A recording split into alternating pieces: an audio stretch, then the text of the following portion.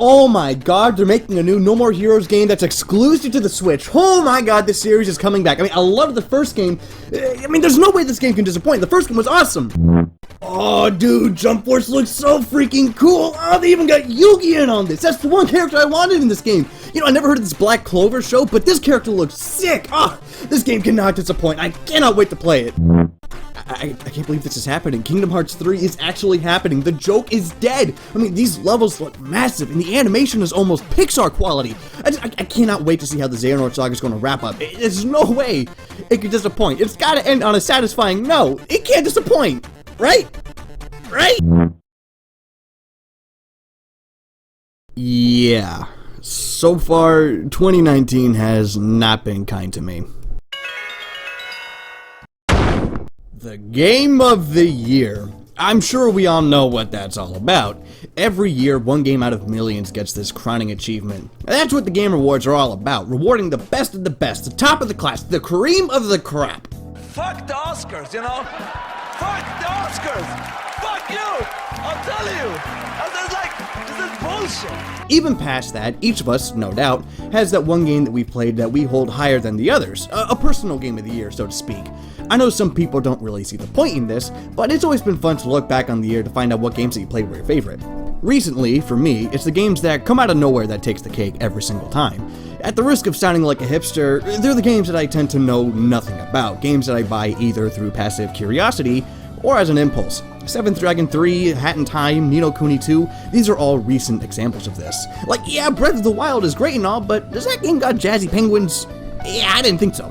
And that, my friends, is where today's game in question comes in.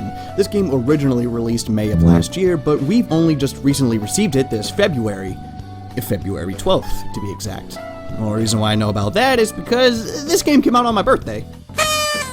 Apparently, this game came to be when Nippon Ichi Software, this game's developer, held a pitching contest and won. I couldn't find much information on what exactly the contest entailed or about the person who came up with the idea, but at the end of the day, this was the game that came out on top, and as a result, this was the game that we got. So let's see if the game itself is any good. This is a little game called The Liar Princess and the Blind Prince.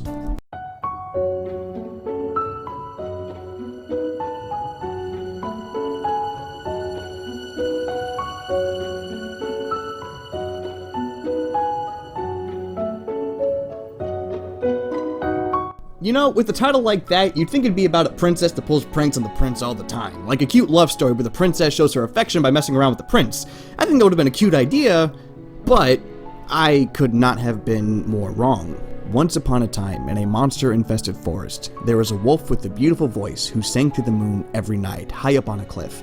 One night after the wolf finished her song, she received an unexpected applause from a little prince. She contemplated eating the prince, but grows to like the attention she was given. She had never been applauded for her singing before. The young prince would sneak out from his palace to listen to the wolf sing every night. One night, however, the prince decided to climb up the cliff to see with his own eyes where the voice was coming from. Startled, the wolf went to cover his eyes. If he found out that the voice was coming from a monster, then surely he would stop visiting her. However, when she tried covering his eyes, her claws slashed at the young prince's eyes, causing him to go blind. Ashamed, his parents would lock the blind prince in a tower so that no one in the public eye could see him. The wolf snuck into the tower one night and found the prince in rags. The young prince recognized her voice, but he didn't see that she was a monster. Taking advantage of the prince's blindness, she lied and said that she was a princess from another kingdom. The liar princess told the prince that she knows how to fix his eyes and sought out the aid of the forest witch. The wolf begs the witch to grant her a human body so that she may not only guide the prince, but also to hold his hand. The witch agrees and grants her a human body resembling that of a princess, but at the cost of her beautiful singing voice. And thus, the stage is set. The liar princess must escort the blind prince to undo the damage she had done. The premise is a simple tale of redemption, but the story that's told is actually really good. I'm not going to spoil what happens, but the characters involved go through satisfying character arcs. It was interesting to see the liar princess lost in thought, feeling guilty for not only causing the prince to go blind, but also for lying to him. Watching the two interact with each other was always wholesome and entertaining, and while I'm not about to spoil the ending, I'm not gonna lie, I started choking up after the last cutscene. That's more than what I could say for another game that I played this year, but, you know, that's not here or there. It also helps that we get to learn a lot about the world that the story takes place in. They get to interact with different types of monsters, and learning about the witch was always fascinating. There's actually a surprising amount of lore in the game that makes the world feel real, and I would love to see more stories come from this setting. This is all enriched by this game's beautiful art style. It perfectly captures that fairy tale-like feeling of wonderment and mystery. I mean, just look at the box art. In a day and age where box art is uninspired, bland, or, well, I'll be honest, I don't even know what's going on here, it's nice to see art like this that tells you everything that you need to know on the front of the box. It's easy to get completely absorbed into the story thanks to its strong presentation. 2D hand-drawn artwork like this is criminally underused. Like, you can see almost every individual stroke of lead in these pictures, and I love it. The character designs fit the environments perfectly, and the monsters that inhabit this world look gorgeous. Some are cute, some are scary, but it all paints a beautiful picture that's hard to take your eyes from. The music complements the presentation nicely and makes a number of the emotional moments stand out. I don't think it's going to be everyone's cup of tea, but it works for what the game is trying to do. The tracks feel very somber and melancholy towards the beginning, but when the game is starting to reach its climax, things ramp up in a way that's fitting and makes sense. For my money's worth, the music here is incredibly effective and does the job with flying colors. So this game absolutely nails the story and has a strong presentation, but this is a game after all, so how does it play? Well, it's a 2D platformer, but not like your Sonic or your Mario. It's more of a puzzle platformer kind of deal. I want to get this tidbit out of the way. If you're going to play this game, just stick to the Joy-Cons or the Pro Controller. I tried playing this game with the GameCube controller, and the button layout it does not work well for the game. I mean, even with that said, the controls are fine. They do the job, but that's not what you're going to be playing the game for. The puzzles are the focus of the gameplay, and they're done mostly well. This game is always introducing something new, and it incorporates the new mechanics with the level design almost perfectly. You play as the wolf, or as the Liar Princess. The wolf is her default form, and as a wolf, she can attack enemies with the 3-hit combo, jump higher than normal, and is immune to fall damage. Enemies won't even be able to attack her, which I thought was a bit weird at first, but then I remembered, she's in her natural habitat here, so why would these small monsters attack something as large as a wolf? Now, when you're a human, that's a different story. If you or the prince gets too close to an enemy and get attacked, that's it, one hit and you're done. So the combat isn't really about ranking up combos or anything, it's more of a way to protect the prince from harm. As a human, you have to escort the prince to the end of each level. You do so by walking up to him and actually holding down a button to hold his hand. It does take a bit of getting used to, and there are even times where I swear I was holding his hand while I was in midair, and he must have let go or something. He would just fall and die. Now, it could just be that my finger slipped, but this was something that I noticed. One little attention to detail that I actually really like is how when you're not holding the prince's hand or when you're away from the princess would have this concerned look on her face. But once when you start holding his hand, she has like this big dumb smile on her face. Like, I'm a sucker for that kind of stuff. So it kind of sounds like the entire game is one massive escort mission where the prince has to be protected, and in some ways it kind of is. But the prince, more often than not, acts as a solution to the puzzles rather than baggage.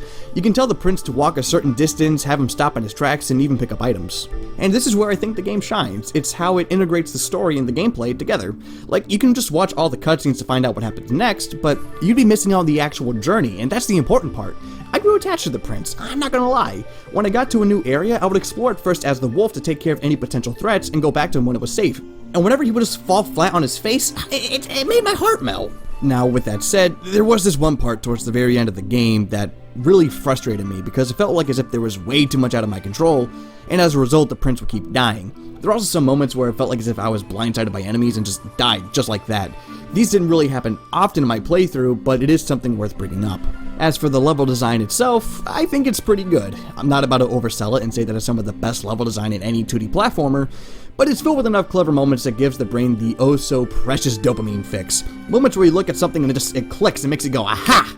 You know, it's a very feel-good kind of game. My issue with the level design isn't so much with the layouts, it's more about how they're presented. The environments look great, but the building blocks for the levels kinda look like something out of MapleStory. It's not a deal breaker for me, but I would have preferred more organic level structure. Now, even with that said, I still had a lot of fun exploring the levels and solving puzzles. If you have a keen eye and an explorative attitude, you might notice these golden leaves. If you collect a certain amount, you get to unlock concept art for the game. There's 100 to find, and on my first playthrough I was able to find 85 of them. You can also find flowers to give to the prince, and doing so will unlock short stories about the Forest Witch, which adds lore to the game. So while you can make a straight shot towards the goal, you're rewarded for going out of your way to find these extra little goodies, which adds replay value. Now, what might be a deal breaker for you would be the price point and length. I was able to beat this game in a little over 4 hours, so the game is really short for a game that costs $20. And sure, $20 may not seem like that much, but when you go in the eShop and you see something like Final Fantasy IX is about the same price, that $20 price tag is starting to look a bit steep, and it makes it a bit of a hard sell. Now, with that being said, I dropped $40 on the game and got the physical version, and I absolutely felt like as if I got my money's worth. For $40, I was able to get the physical copy of the game, the soundtrack, and a storybook containing some of the events from the game and some other story details. I would say if you see the $40 version and you're interested, then absolutely pick it up. But if you don't care about the extra stuff and you just want the game digitally, then maybe wait for a sale. I mean, even then, 4 hours for a $20 game doesn't seem all that bad when you consider a good chunk of AAA games released incomplete for $60, and then they expect you to pay for more content that should have been in the base game, so yeah, in that regard, it's a better deal. So you might be wondering what all that talk was about with the Game of the Year stuff earlier on in the video. Like, is this my favorite game of 2019? I mean, I don't know. We're still only in February, so it's still way too early to say. But what I will say is that out of all the games that I played so far, this one felt the most realized and the most complete. Like, even after I beat the game, I didn't think to myself, wait, that's it? This is the kind of game that you play to kill time and to feel better.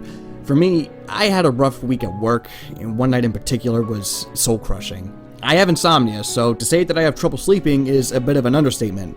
So at around 12 AM, I decided to stop staring at the ceiling and popped the game into my Switch. And as such, the game did exactly what I needed it to do.